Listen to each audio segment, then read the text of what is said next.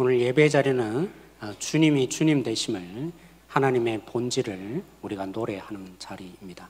그런 주님이 예배되어지는 우리 한 분 한 분 예배자가 되어지길 원하는데요. 우리 서로 인사하십시다. 보아 인사하겠습니다.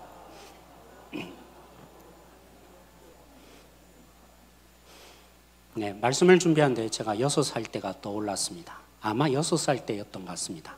동네 형들이 위험한 놀이를 참 그때 많이 한 것 같습니다. 그 중에 하나가 다리 위에서 뛰어내리는 거예요. 그러면서 계속 뛰어내리는데 그게 너무 재밌어 보였습니다. 그래서 막상 제가 다리 위에 올라가서 그죠? 뛰어내리려면 밑에 조금 이렇게 발을 밟는 데가 있거든요. 몸을 숙여야 되고 한 발을 더 밑으로 내려가야 합니다. 그 순간에 제가 어떻게 했을까요? 두려워 죽는 줄 알았습니다. 재밌는 게 아니더라고요. 너무 무서워서. 그래서 형들에게 도움을 요청했습니다. 나 좀 끄집어내줘 했는데 형들이 저를 아무리 당겨도 끄집어낼 수 없었어요. 왜냐하면 두려우니까 난간을 꼭 붙들고 손을 놔야 되는데, 형들을 믿고 손을 놔야 되는데 죽을 것 같으니까 그 난간을 부여잡고 이러지도 못하고 저러지도 못하는 시간을 조금 많이 흘렀던 것 같습니다. 결국 형들이 안 되니까 뛰어내려. 결국 뛰어내렸는데 무릎이 굉장히 아팠어요. 그런데 그 아팠던 것이 무릎 때문이 아니었어요. 그때까지도 전해지는 공포심, 두려움에 제가 엉엉 울었던 기억이 납니다. 여러분도 여러분 삶에 두려웠던 순간들을 떠올려 보세요. 물론 이것만이 아니죠. 제 인생에 6살 때뿐만이 아니라 계속적인 두려움이 저에게 찾아올 때도 있었고, 최근에도 그죠? 몇 달 전에도 그 두려움이 저에게 음습한 적이 있습니다. 여러분에게는 어떤 것이 최근에 가장 큰 두려움이었습니까? 여러분, 우리가 두려워하지 말라고 성경에 나타나지만 두려움 자체가 나쁜 것이 아니에요. 목사님 이상한 말씀하시네. 그죠? 여러분, 만약 다리가 뛰어내리는 게 두려웠다면 제가 시도했겠어요? 두려움이 있기 때문에 때로는 우리는 위험을 피하게 됩니다. 그런 긍정적인 기능도 있어요. 두려움이 있으니까 대비를 하죠. 북한이 쳐들어올 것 같은 두려움 때문에, 그죠? 무기를 만들거나 뭐 이렇게 하잖아요. 미래를 대비하는 원동력도 어떤 때는 두려움이 주는 장점이 있는 것 같습니다. 그렇지만 왜 두려움이 우리에게는 부정적으로 와닿습니까? 대부분의 두려움은 우리에게 그죠? 좋지 못한 영향을 미치기 때문인 거죠. 사랑하는 성도 여러분, 선악을 알게 하는 나무 열매를 따먹고 아담과 하와가 왜 숨었죠? 왜 숨었습니까? 하나님이 두려웠기 때문입니다. 그 아담과 하와에게 내가 어디냐 했을 때 하나님이 몰라서 내가 어디냐 했겠습니까? 잘 질문을 여러분 생각하셔야 돼요. 누가 이거 따먹으라 하냐? 하나님께서 아담에게 질문했을 때 몰라서 하나님이 질문하셨겠습니까? 사실은 하나님이 계속적인 은혜의 기회를 주셨어요. 근데 아담은 두려움에 곡해를 하죠. 그래서 끝끝내 뭐라고 대답합니까? 회개하고, 그래서 하나님이 회복시키려는 은혜를 주시려는 그 기회를 끝내 붙잡지 못하고 당신이 만든 여자가, 하와는 뭐라고 합니까? 저 뱀이라고 얘기하는 존재가 되었죠. 사랑하는 성도 여러분, 두려움은 우리에게 시각을 좁게 만드는 것 같습니다. 아니, 그렇죠. 두려움이 지배하면 진짜를 보지 못하고 내가 경험하고 눈에 보이는 것이 전부라고 생각하는 경향성, 시야가 좁아져요. 그리고 뭐합니까? 책임을 회피해요. 내가 감당해야 될 당연한 영역, 아버지는 아버지로서, 엄마는 엄마로서, 리더는 리더로서 감당해야 될 책임이 있는데 회피하기 시작해요. 우리 장로님들이 그럴 수도 있겠죠. 두려움이 커지면, 성도들에 대한 두려움이 커지면 말 못합니다. 말 안 합니다. 괜히 긁어서 부스럼 만들 필요가 없다고 여기죠. 책임을 회피하고 하나님께서 우리를 부르신 사명마저도 감당하지 않고 멈추게 되는 일을 보게 됩니다. 오늘 본문에 그런 의미에서 우리가 묵상하십시다. 이스라엘 백성들이 지금 두려워한 이유가 무엇입니까? 블레셋이 그죠? 유다 땅 소국까지 쳐들어왔어요. 이것 때문에 두려웠던 게 아니죠. 누가 있었습니까? 블레셋 사람 골리앗. 그 골리앗은 두려움을 극대화하기 위해서 이제까지 싸우던 방식이 아니라 일반적인 고대의 방식으로 제안을 합니다. 1대1로 맞짱을 뜨자고요. 굳이 많은 백성이 죽을 필요가 없는 전쟁을 고대인들은 치렀어요. 만약 장수가 서로 싸우는데 지면 그 전쟁은 지는 것입니다. 어떻게 보면 굉장히 합리적인 방법을 제시하지만 뭐 하려고요? 두려움을 극대화시킨 것입니다. 그러니까 이스라엘 백성들이 한 명도 나서지 않죠. 하도 답답했던 사울이 자신도 두려움에 빠졌으면서 뭐라고 제안합니까? 누구든지 저 골리앗과 맞서는 자가 있다면 내 딸을 주리라. 운명이 바뀌어요. 누구의 사위가 되는 거죠?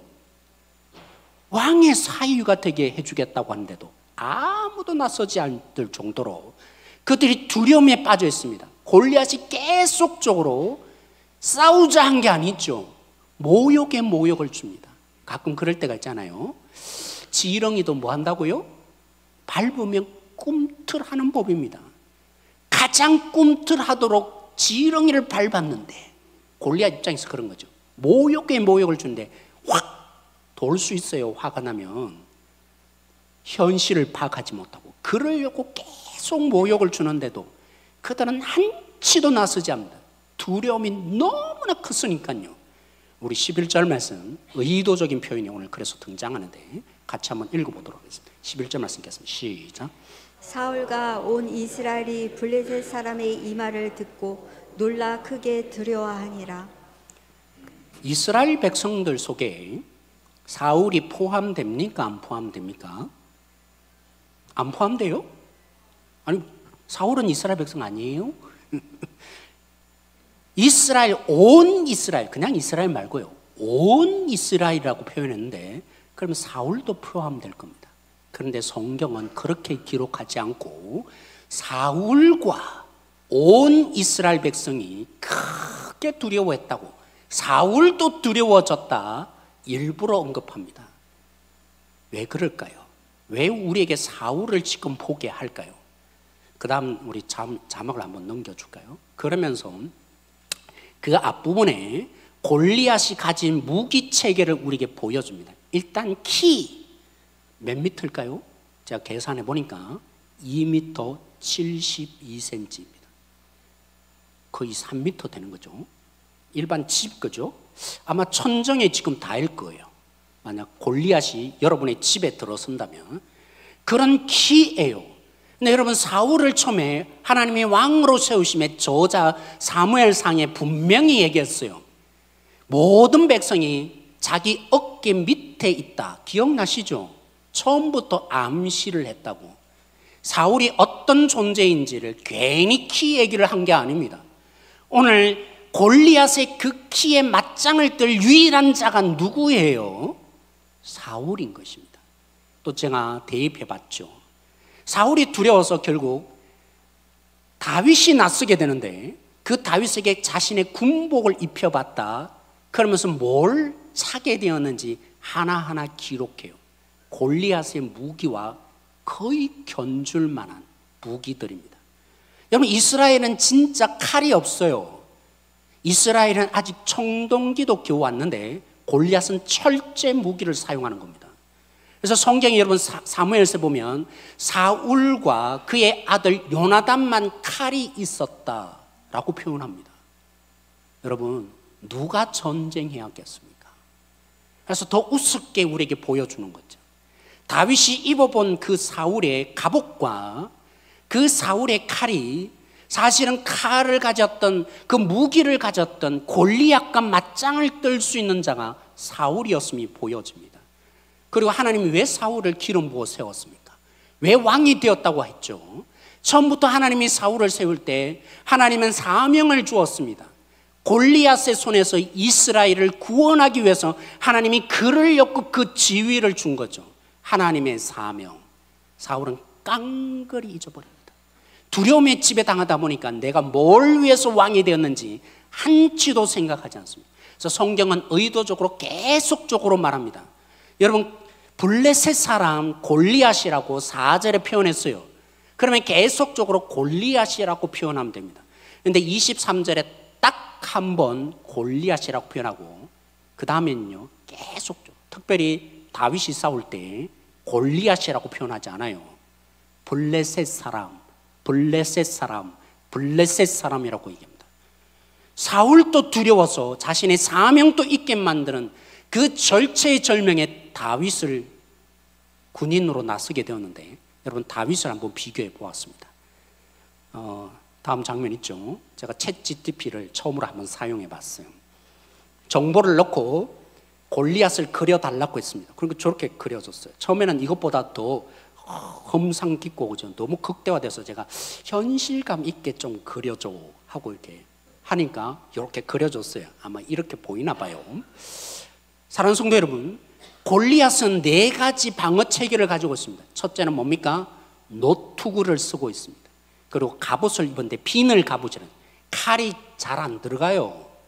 찌르면 되는 게 아니에요.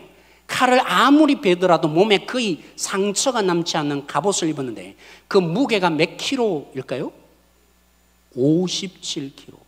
여러분 안 놀라시는데 그럴 거라 제가 생각하고 준비를 했어요. 요즘 현대인 한국 군인들의 그죠? 완전 군장이라고 있습니다. 그것은 갑옷이라고 표현하는 이 옷 군복 말고요. 머리에 쓰는 그죠? 헬멧, 또 그죠? 투시경, 또 있잖아요. 우위, 또 뭐가 있습니까? 칼, 그리고 결국 총, 그리고 뒤에 배낭을 매는 그걸 완전 군장이라고 해요. 그때의 무게가 얼마일까요? 현대 군인이 47kg래요. 그래도 안 놀라시네. 골리앗이 진짜 대단한 거예요. 57kg를 무게를 지고 싸움에 나가는 진짜 건강한 그죠? 체구를 가진 골리앗입니다. 그리고는 다리를 혹시 그죠? 그런 얘기가 있더라고요. 제가 대학 다닐 때 전투 경찰 있잖아요. 의경. 그분들이 이렇게 데모할 때 나중에 제대하고는 더 잘 데모를 한대요. 왜냐하면 자기들이 막아보면서 뭐가 제일 문제인지 아니까 밑으로 돌을 던지다, 위로 돌을 던지, 방패로 참 막기 힘들다. 그 부분이 있으니까 이제 그죠? 데모를 할 때 돌을 참 밑으로 던졌다, 뭐 이런 얘기도 제가 들었어요. 그런 것처럼 아무것도 자기를 침입하지 못하도록 다리도 보호했어요. 그런데 그것만으로도 부족해서 마지막 뭐 했습니까? 자기 혼자 막는 게 아니라 방패를 든 자가 앞에서 막아줍니다. 그런데 다윗은요, 방어용 무기책이 하나도 없습니다. 그런데 이 골리앗이 가진 오늘 무기를 의도적으로 뒤에 칼을 얘기해 주는데, 다윗도 뒤에 나타나죠. 진짜 무기. 그 전에 오늘 골리앗이 가진 어깨에 매긴 단창을 얘기하는데 배틀책 같았다. 이 말이 무슨 말입니까? 골리앗이 가죽끈으로 손에 묶은 거예요. 창을 쓰다가 떨어뜨릴 수 있어요. 그러면 묶여 있으니까 탁 빨리 낚아챌 수 있겠죠. 배틀체 여러분 아시죠? 시줄과 낫줄이 되는데 이렇게 왔다 갔다 하는 그 배틀체. 그와 같다라는 표현이 이런 거예요. 실수하더라도 그 무기를 놓치지 않는 단창을 지었는데 그 단창의 진짜 무게가 아니라 날의 무게가 얼마라고요? 7kg예요. 여러분 또 안 놀라시는데 성인 남성이 아령으로 그죠? 근육을 키울 때 몇 킬로 드는지 아세요? 제가 물론 이제 일반적으로 봤으니까 네이버에 찾아봤으니까 3kg래요. 아령 하나 드는데 근육을 키우기 위해서 3kg 드는데 지금 골리앗이 들은 단창은요 전체가 7kg 아니에요. 몇 킬로? 그 7kg가 그 날 하나의 무게가 7kg입니다. 여기에 변줄 수 있는 다윗의 무기는 여러분 몰랐죠? 막대기입니다. 그래서 골리앗이 하도 가짜나서 얘기합니다. 너는 나를 개처럼 알고 왔느냐? 어떻게 막대기를 들고 와서 들개를 쫓아낼 때 다윗이 막대기를 썼죠. 그런 나 정도로 네가 어떻게 이렇게 취급하느냐, 골리앗이 얘기합니다.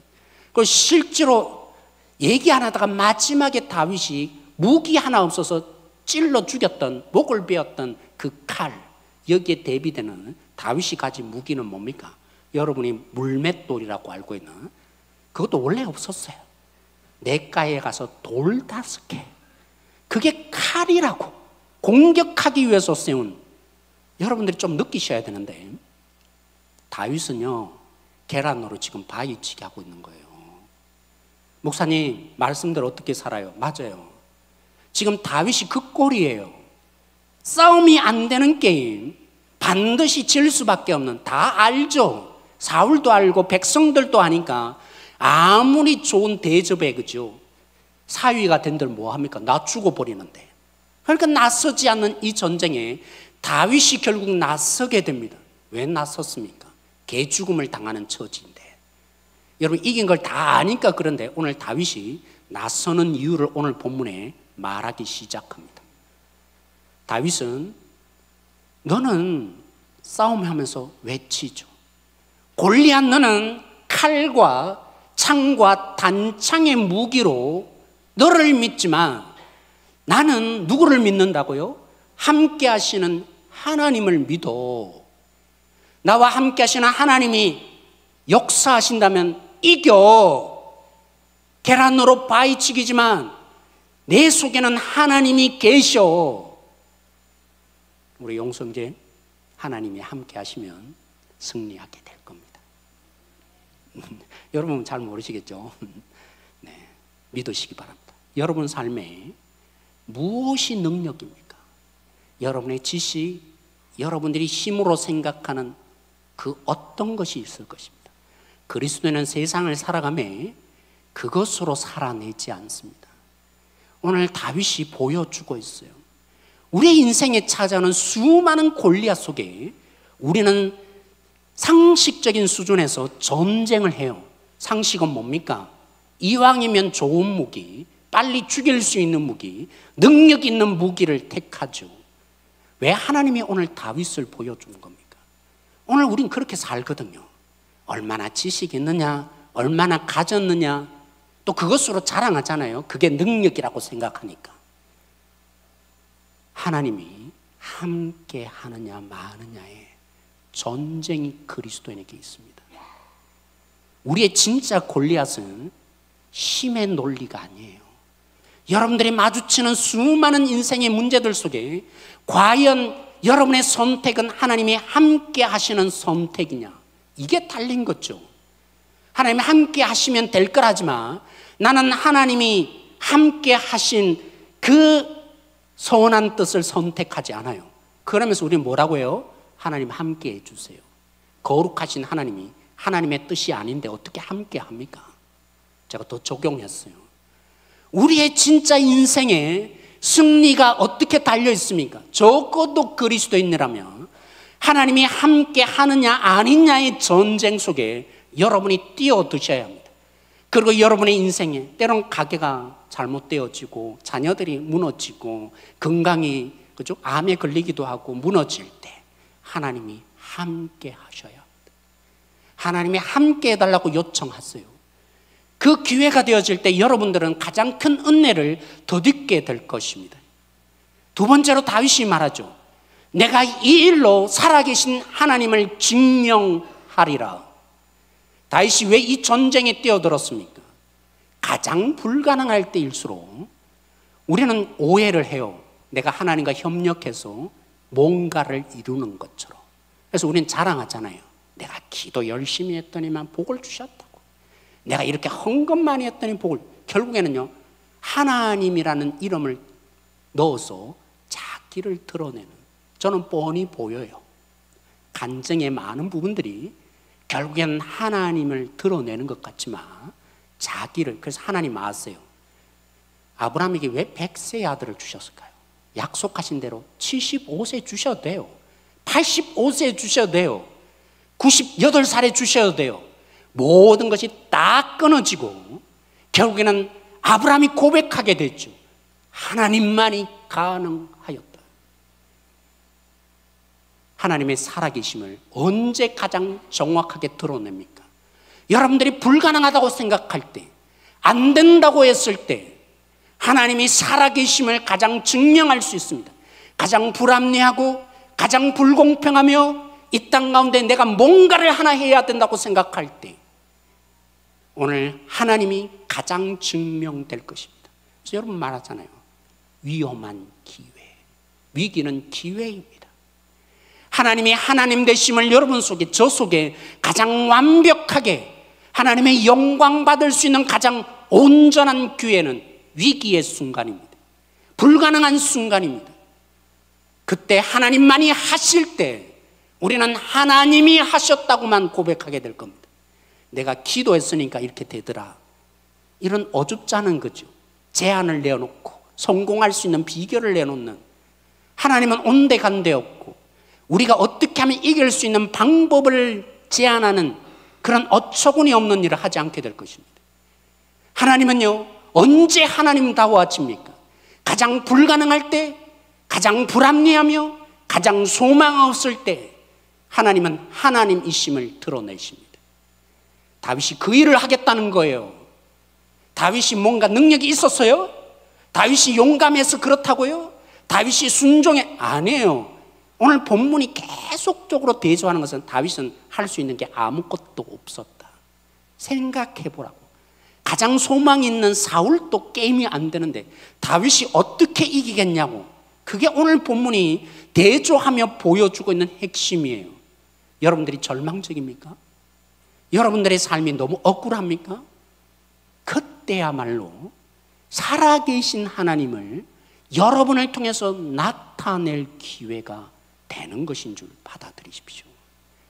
하나님의 살아계심이 증명되고 있음을 여러분들이 믿어가는 성도들이 되어지길 원합니다. 또 한 번 고백하죠. 다윗은 얘기합니다. 인간의 노력과 공로가 아니라 구원이 하나님 손에 달려 있느니라. 내가 이들에게 이걸 알게 하겠다라고 합니다.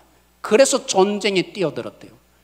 여러분의 인생이 여러분의 지혜와 능력으로 더 많이 가져서 행복해진다고 오늘 세상은 설득합니다. 그 구원 얼마나 갈 것 같습니까? 여러분들의 힘으로 얻었던 그 구원이 얼마나 갈 것 같습니까? 내가 자랑하며 내어놓을 수 있는 그것들이 얼마나 여러분들에게 평안의 구원을 줄 것 같습니까? 하나님이 주시는 진짜 구원을 여러분들이 맛보아야 되는데 하나님 손에 달려 있어요. 어떤 분들이 이 고백을 하세요. 하나님도 그러시겠죠. 내가 자녀들에게 내 말에 순종할 때 내가 너무 기쁜데 하나님 오해하신 거예요. 어떻게 구원받으셨는데요? 그 하나님이 그런 우리 인간 수준이겠어요? 신앙생활을 오해하지 마세요. 내가 잘하면 하나님이 복 주고 잘못하면 벌 내리시는 그런 하나님, 그런 여러분 수준에 있는 하나님 절대로 아니세요. 하나님의 이 구원, 그 은혜를 깊이 누리세요. 그러면 우리도 그렇죠. 우리 표가 된 것처럼 그의 가치가 뭔가를 잘하니까 나도 하나 잘해주고 비복음적인 삶에서 탈출하는 하나님의 그 구원을 맛보는 자는 거래 관계가 드디어 청산되는 복음의 능력으로 살게 될 것입니다. 하나님의 구원에 그 손이 달려있다는 말은 이런 의미예요. 여러분들의 천국만 데려가는 게 아니라 내 삶의 현장에서 거저주는 삶이 그 복음의 능력이 나타나요. 누가요? 구원이 하나님의 손에 달려. 내가 했다고 하니까 안 해주면 섭섭하고 칭찬 안 해주면 그죠? 낙담하고 내가 하니까 내가 이뤘다고 하니까 끊임없이 나 벗어나지 못하죠. 구원이 하나님 손에 달렸다는 말이 실제예요. 그냥 여러분들이 하나님의 자녀 되었다는 수준으로 끝나지 않아요. 우리도 하나님처럼 그가 무엇을 하느냐를 보지 않고 하나님의 복을 나누어 줄 수 있는 사람으로 변해가는 그런 사람, 그게 구원하였다는 하나님이 구원이 하나님 손에 달렸다는 의미여요. 사랑하는 성도 여러분, 저는 오늘 이 시대를 보면서 골리앗을 마주합니다. 옛날이죠. 아니에요. 오늘 공의를 시행하며 너무 몰두해 있는 이 시대를 보면서 양극단으로 나눠져서 다들 공의를 외칩니다. 저는 골리앗이 등장했어요. 아세요? 이 한국 땅에 가장 큰 골리앗이 등장했어요. 계란으로 바위치기와 같은 골리앗이 등장했어요. 그리고 우리는 두려워하죠. 그 이스라엘 백성들처럼 내가 당하면 어떻게 할까? 말하지 말아야지. 관계가 끊어지면 어떻게 할까? 그런 시도조차 하지 않는, 그래봐야 당하기만 할 거야. 하나님은 우리를 구원하여서 온 세상에 복음이 전하여져서 그들도 하나님의 구원을 맛보게 하시려는 사명이 우리 모두에게 있는데, 오직 공의 라고 하는 이 한국 교회의 현실이 너무나 가슴 아파요. 여기에 거짓 선전에 다 속았어. 그래야만 할 것 같은 골리앗의 실체를 보지 못하는 오늘 우리를 봐요. 하나님이 내가 이러려고 너희를 구원했냐? 하나님이 얼마나 마음 아파하실까? 그 골리앗의 실체를 드러내고자 합니다. 우리 마태복음 5장 38절 39절 말씀입니다.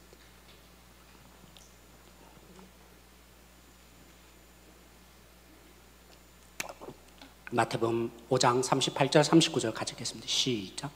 또 눈은 눈으로 이는 이로 갚으라 하였다는 것을 너희가 들었으나 나는 너희에게 이르노니 악한 자를 대적하지 말라. 누구든지 내 오른편을 뺨을 치거든 왼편도 돌려대며. 하나님은 인간이 얼마나 악한지 아세요. 너무나 잘 아세요. 그래서 구약이 이 말씀을 해준 거예요. 피해를 당하면 대갚아주고 싶어요. 그리고 묵상이 됐죠. 보지 않을 때는 몰랐는데 저 앞에서부터 등장할 때부터 옛날에 피해 입었던 그 일이 벌컥벌컥 내 안에 살아서 역사하죠. 근데 우리는 어떻게 하고 싶어요? 받은 만큼 되돌려주고 싶어요. 나를 이렇게 대우해? 나의 명예를 이토록 깎아내? 저 부당한 놈, 저 불의한 놈. 하나님이 뭐라고 하세요? 이 말은 이런 뜻이 아니에요. 구약에 있는 사람들이 잘못 적용했죠. 예수님 당시에도. 그래서 예수님이 다시 바꿔서 풀어서 설명해 준대. 당한 만큼 갚아주려고 하지 않고 더 하려고 해요. 난 눈 하나 뺀데 너는 이빨도 깨져야 돼. 이게 우리의 마음이에요. 태어날 때부터 죄인으로 태어난 인간의 본성은 대갚아주는데 내가 당한 것 이상으로 갚아줘야 마음이 풀리는 자인데, 그래서 나 안다 너희들 이런 말인 거예요. 너희들 갚아주고 싶지. 그래서 공의를 시행하라. 눈은 눈으로 이 말이 아니에요. 공의를 시행하다가 결국에는 선을 넘는다 너희들이. 내가 알아. 그 말인 거예요.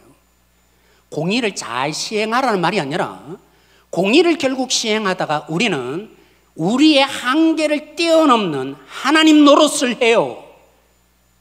안 하는 사람은 없어요. 너희들이 결국 공의를 시행하다가 너희가 바라지 않는 공의 때문에 마음의 상처를 입고 공의를 시행하기로 하는데, 너희들의 수준을 내가 말해줄까? 너희가 결국에는 한계를 뛰어넘는 존재이구나. 하나님이 가르쳐 주신 거예요.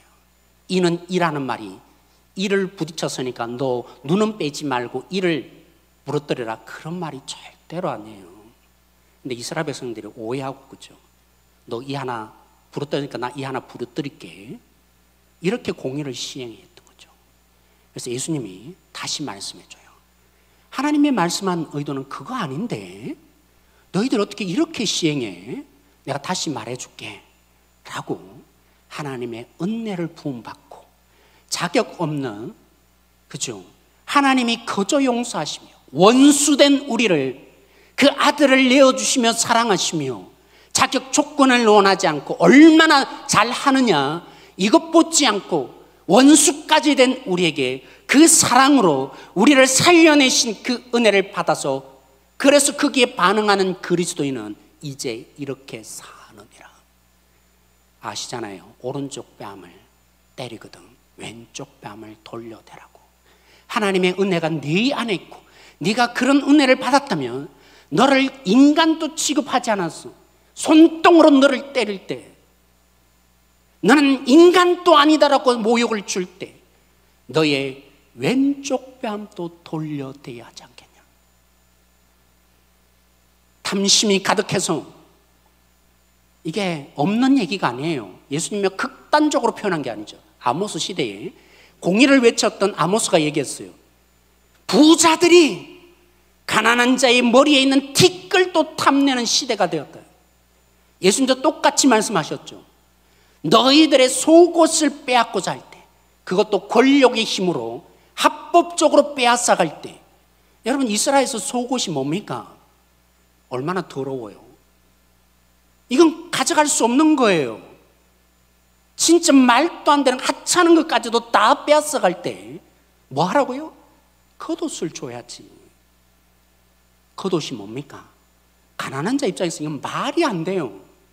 가난한 자에겐 유일하게 이불로 덮고 자는 그건데, 부자는 괜찮지만 가난한 자가 오늘 이 말씀을 들었다면 그게 어떻게 가능해요? 이불도 없이 죽어야 되는 겨울을 보내야 하는데 그렇게 해주래요. 오리를 가고자 하거든 심리를 가주래요. 이스라엘 백성들에게 오리가 왜 얘기가 나올까요? 깨깨 오리 아니잖아요. 오리라는 것은 율법에 따라 안식일 날 걸어갈 수 있는 걸음의 한계예요. 그 이상 그러면 안식일을 범하게 되는 거예요. 근데 오늘 이 말씀은 로마의 억압 속에 살던 그 유대인들이 안식일 날 예배 드리게 하겠습니까? 일하라고 부역을 시킬 수도 있겠죠. 그렇게 연약한 이스라엘 백성들에게 오늘 예수님이 말씀하세요. 안식일도 범하고 오리래까지 가서 너희 부역을 시킬 때 뭐 하라고요? 심리를 가주라. 골리앗이에요. 진짜 골리앗이에요. 이걸 어떻게 시행합니까? 불가능해요. 그래서 산상수훈을 그죠? 해석하는 많은 사람들이 우리에게 죄인임을 깨달아서 결국 예수님을 포기하는 거 다 불가능한 것을 예수님과 천만에요. 그러려고 예수님이 산상수훈을 말씀한 게 아니에요. 오늘 제자들에게 말씀하신 거예요. 모든 사람에게 얘기한 게 아니라 앞부분에 제가 얘기한 것처럼 너희가 어디에서 구원받았으며 어떻게 은혜를 받았으며 하나님이 너희에게 어떤 은혜를 부어주셨는지, 그러므로 너희는 할 수 있다 말씀하신 거라고요. 불가능한 거 말씀하신 게 아니에요. 여러분들이 느끼는 것처럼 다윗이 오늘 골리앗처럼 그런 세상이에요. 어떻게 오른쪽 뺨을 때립니까? 저들은 골리앗인데 우리가 어떻게 겉옷을 내줍니까? 저들은 우리의 이 섬김을 알아주지 않는데, 저들은 오히려 이용하기만 하는데, 그러다가 공의는 사라지고 자신들의 잘못을 모르면 어떻게 합니까? 그 골리앗이 얼마나 장대한지 이대로는 못하는 골리앗이 존재하고 있어요. 팀켈러 목사님 예화로 제가 한번 영상도 여러분이 보셨을 텐데 복싱을 배웠대요. 그래서 설명을 해요. 여러분 복싱의 중요한 것은 두 가지죠. 팔을 뻗어서 상대방을 치는 거, 공격하는 거. 그래서 그냥 팔을 뻗는 게 아니잖아요. 점점 배울수록 온 몸을 실어서 치는 거잖아요. 그래서 안 해봤지만 설명은 들었어요. 그렇게 치다 보면 한순간에 한 방에 지기도 해요. 그런 게임들이 종종, 그죠? 여러분 보셨어요? 요즘 복싱들이 하도 안 보여지니까. 그런데 가끔 저 봤어요. 요즘에는 뭐가 있습니까? 뭐 주짓수 뭐 이런, 그죠? 타격 뭐 게임들이 있는데 막 한참 이기고 있다가 한 방에 KO되는 경우가 있어요. 뭐 했던 거죠? 가드를 안 올렸죠. 치는데 바빠갖고. 그래서 치는 것보다 더 중요한 것은 한 손으로 칠 때도 가드를 내리면 안 돼요. 막아야 돼요. 복싱은 그런 것입니다. 세상은 늘 그렇게 말해요. 너 피해 안 당하도록 너가 이겨야지. 고난 안 당하도록 너가 잘 쳐야지 라고 합니다. 근데 예수님이 여러분은 저를 구원하기 위해서 어떻게 하셨습니까? 가드를 다 내리셨어요. 여러분 어떻게 구원받았죠? 어떻게 가드를 내리셨어요? 두 팔을 다 벌리심으로 십자가에 매달려서 모든 공격을 온몸으로 다 받으셨죠. 그러기에 구원이 이런 것입니다. 그러기에 우리가 구원을 입은 것입니다. 여러분이 어디서 구원받으셨습니까? 예수님 만약 가드를 올리고 야 내려와서 증명해봐 그랬다면 우리는 여전히 지옥불형으로 사는 자에 불과할 것입니다. 예수님이 가드를 내리셨기에 그리고 그 십자가에서 모든 모욕과 모든 아픔과 모든 저주와 심지어 하나님 어찌하여 나를 버리십니까? 그렇게 고백하며 하나님 아버지도 무기 하나 주지 않고 온전히 그를 공격하여 죽이심으로 하나님의 공의가 시행되었죠. 그냥 용서하신 거 아니에요. 여러분들이 그냥 용서받은 것 같죠? 철저히 갚으셨어요. 그 아들을 통해서 공의를 완벽하게 시행하시며 그래서 십자가로 나타내셨죠. 그 공의만이 아니라 우리를 포기할 수 없는 자녀됨에 자녀의 신분을 주시고 그런 사람이 되도록 구원하여서 하나님 자녀되는 사랑을 세상을 이처럼 사랑하셨다고 한 것처럼 그 사랑으로 우리를 구원해내셨죠. 그 은혜 안 받으셨어요? 우리는 우리와 상대방만 봅니다. 내가 옛날에 어땠는지. 우리는 늘 그러잖아요. 옛날이 좋았다고. 뭐 묵상하잖아요.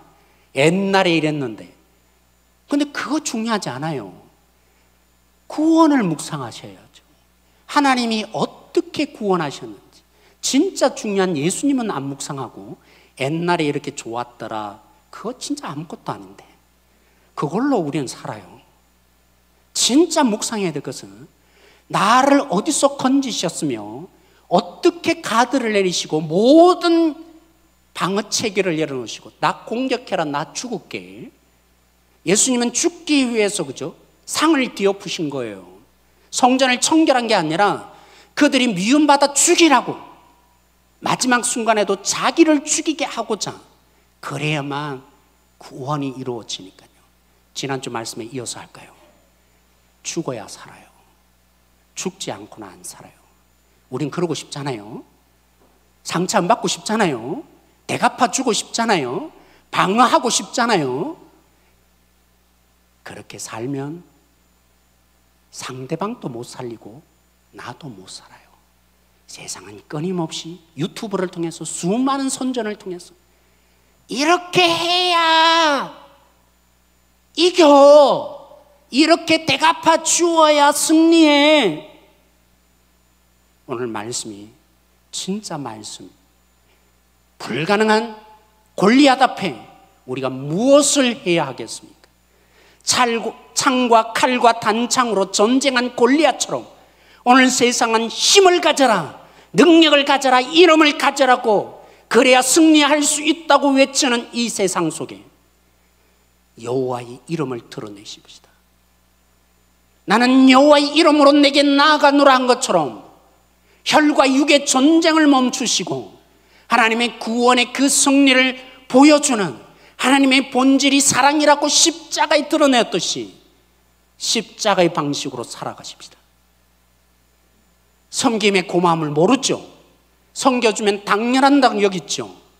내가 굳이 왜 이렇게 했나? 처음에는 그죠? 커피 한 잔도 정말 마음의 다짐을 하고 섬겼는데 나중에 되니까 당연히 타주는 것으로 알고 장로님들이 섬기면 그건 당연한 것으로 여기고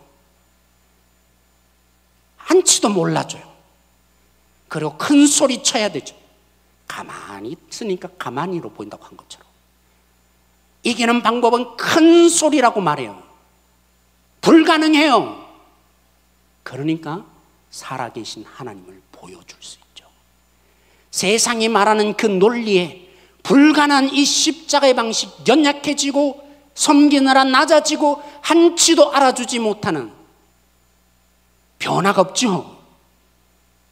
우리가 한 것이 아님을 나타낼 수 있는 가장 중요한 자리로 골리앗은 끊임없이 여러분을 설득시킬 것입니다. 그래봐야 이용당할 거라고. 이용당하지 말라고. 하나님의 살아계심을 증명하는 자가 그리스도인입니다. 내가 이기는 전쟁을 하는 자가 아니라 내 아픔을 보상받는 자가 그리스도인이 아니라 하나님의 살아계심을 이 땅에 증명하고자 우리를 구원해내신 것입니다. 구원이 칼과 창에 있지 않음을 백성이 알게 하리라 다윗이 선포한 것처럼 우리만의 구원이 아니라 세상에 있는 저들에게도 구원을 맛보이게 하고자 십자가로 죽으셔야 합니다. 그러면서 저는 기도하면서 두 사람이 생각났어요. 저도 이렇게 설교했지만 하나님이 보여주세요. 어떻게 보면 10년 동안 제가 토요일에 그래서 회개를 많이 했어요. 하나님이 저를 이 땅에 보냈을 때, 우리 교회에 보냈을 때 어느 권사님이 말한 것처럼 더러움을 닦아내는 걸레가 되어줬다. 처음에 제가 그렇게 설교하고 시작했거든요. 수많은 문제와 갈등과 아픔을 겪으면서 내 안에 상처가 가득함에 사랑이 아니라 방어하고 막아내고 그리고 증명하고 싶고 이게 진짜라고 말하고 싶어. 내 자신으로 변질되어 있는 내 자신을 봅니다. 오늘 말씀에 제가 회개를 했어요. 가장 불공평하고 불합리하고 가장 일어날 수 없는 일에 십자가만이 해답입니다. 그거 외에는 치유가 되지 않아요. 다른 방법으로는 이겨낼 수 있는 세상이 아니에요. 그것밖에는 십자가 외에는 고쳐질 수 없는 인간의 이 타락과 너무나 처참한 일 속에 그래서 예수님이 십자가로 죽으셨죠. 승리함을 증명하기 위해서 다른 방법이 왜 없었겠어요? 그 방법밖에 없으니까 십자가로 죽으셨죠. 오늘 예수님이 우리에게 보여주신 대로 우리도 십자가밖에 없음을 알고 죽으십시다. 예수님을 믿으셨습니까? 여러분들이 예수님 진짜 믿고 있습니까? 우리는 해보다가 상처 입으니까 에이 걸고 부스럼 만들지 말자. 내가 섬겨봐야 또 공격이 오니까 골리앗이에요.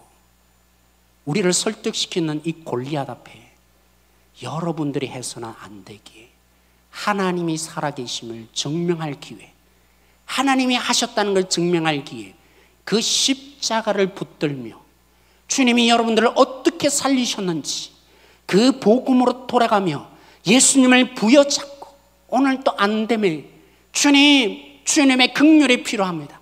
십자가의 은혜를 나에게 부으소서. 그게 필요한 게 아닐까요?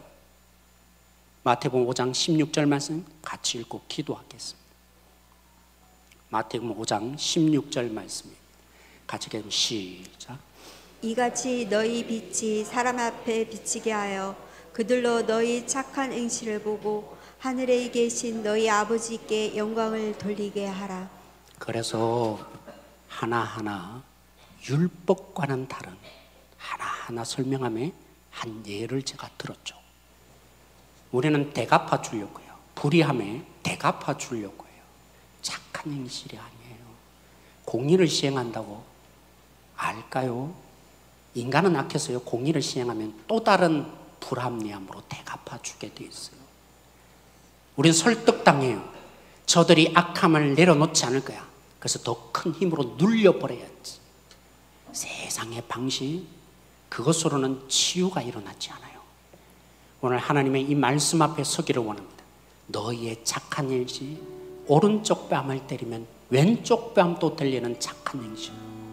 십자가의 은혜를 입은 너희들이 하나님이 거저주신 이 은혜를 너희 속옷을 빼앗음에 겉옷까지 주는 이 착한 행실로 오리를 가자고 하는데 예배조차 드릴 수 없도록 너희들을 만들 때 심리까지 가주는 그 예수 그리스도가 보여준 가드를 내린 그 십자가로 이 땅에 나가야 그들도 하나님을 알